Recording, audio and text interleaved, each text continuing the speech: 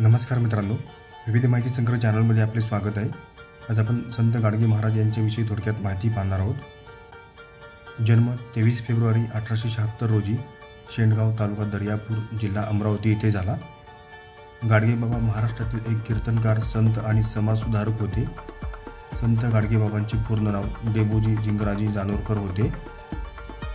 गाडगे महाराज हे गोरगरीब, दीनदलित यांच्यामधील अज्ञान, अंधश्रद्धा, अस्वच्छता यांचे उच्चाटन करण्यासाठी कार्य करणारे समाजसुधारक होते।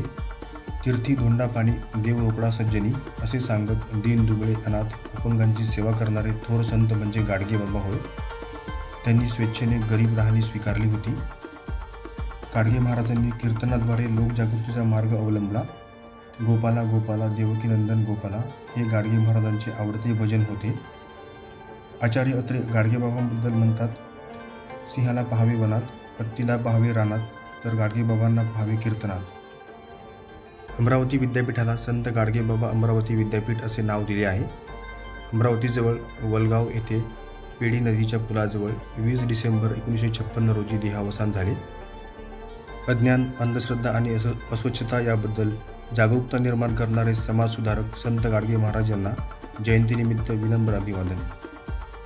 धन्यवाद मित्रांनो, संपूर्ण व्हिडिओ पाहिला त्याबद्दल। व्हिडिओ आवडला असेल तर लाईक, शेअर आणि सबस्क्राईब करा।